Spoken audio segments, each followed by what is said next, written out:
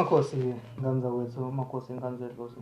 Ngophinde nginibekelele lolo suku lanamhlanje ngoLwesihlanu, ilanga liyashona.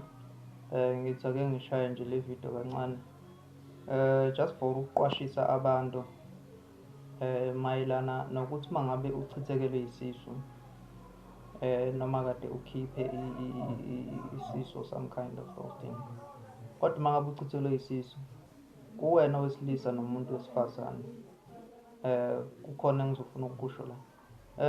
Ngiyanibingelela la ingane zakwethu, nibingelela umkhulu wasemakhosi indaba enhlupha ubufakazi uNonkemekeme Mfungelo.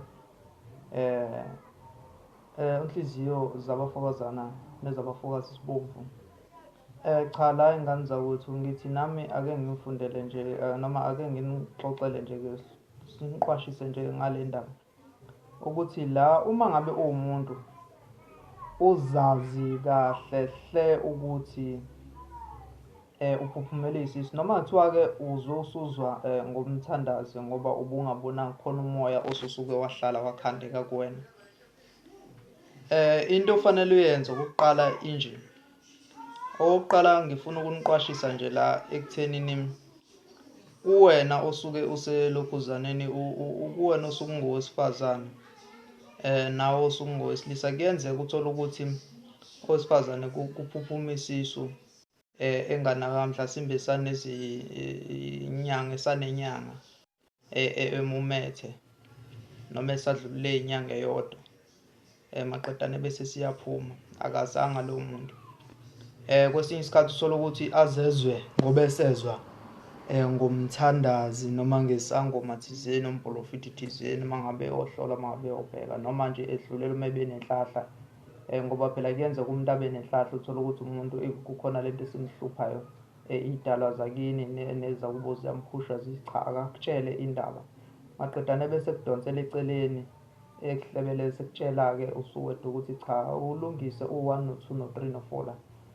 Lana-ke uma ngabe kwenzekile-ke lapho umngane, umusu kwenzeka uthola ukuthi ulalile nomuntu wesilisa, naphinde nalala nomuntu wesilisa, nalo wesilisa mhlasimbe ethola ukuthi senigcina seniyahlukana.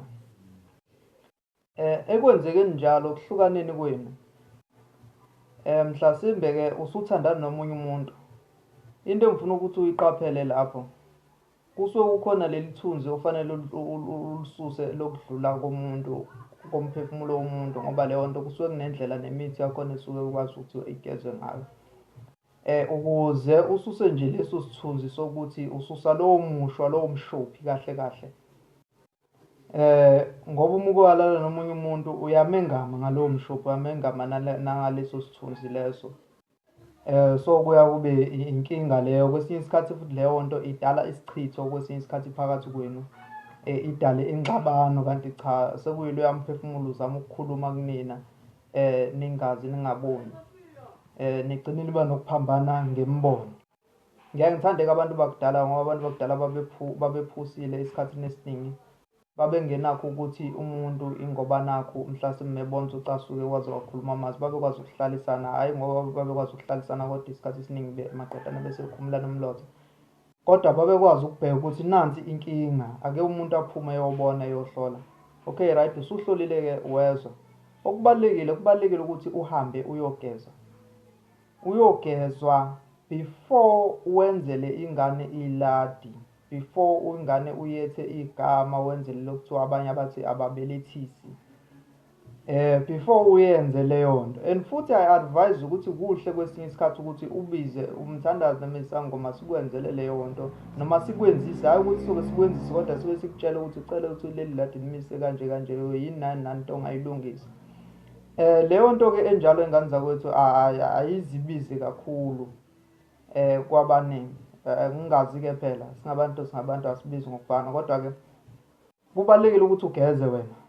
Kungagcina ukugeza wena wesifazane kuphela, nowesilisa uma usuke walala naye kubalulekile ukuthi akageze, noma ungakaze ulale naye kodwa fanele akageze. Ukugezelwa phela kukhumbula ukuthi nidlulelwe umuntu, noma bengakaphili, bengakaliboni ilanga engakozalwa, kodwa bese kuwumuntu lona osuke kade esedalekile, esephefumulelekile, waphila, kwaba yinto ephilayo. kwaba umuntu ophilayo, kwaba umphefumulo kaJehova njengoba nawe uphe umphefumulo waze waphuma walokhuzana walibona ilanga, waphila izinsuku ngezinsuku, wadla ukhisimusi baba inqaba. Lana-ke kubalulekile ukuthi nigeze nobabili, ngoba uma kungenjalo uzodlulisela komunye ithunzi osuke uya kulo, uzodlulisela komunye ithunzi leli osuke unalo, naye abe nalowo mshopho othi uvelelwa yileyo nto, noma nje abe nezinto othola ukuthi izinto zakhe zihamba zibe nokufica obuthizeni, kanti cha, udlule naleli thunzi elisuka likuwe. Kanjalo-ke nomuntu wesifazane kuyaye kube kanjalo. Ezinye zezinto lezi ey'dala ukuthi ufuna lo muntu ayiqaphele ukuze ukwazi ukuthi uhlezi uklini. Ukuba klini zincane ziningi kabi izinto ezikwazi ukuthi zikubambe, zikunike inkinga. Please-ke ingane zakwethu, ngiyabonga. Ngiyaphela la. Ngiyabonga-ke. Please subscribe on my YouTube channel if uqala ukubona le video. Umkhulu wasemakhosini lo ndaba exoxa ngofakazi. Ngiyabonga-ke. Please subscribe and thank you for watching this video up until the end. Ngiyabonga. Ndawo. Makhosi amakhulu. Amen.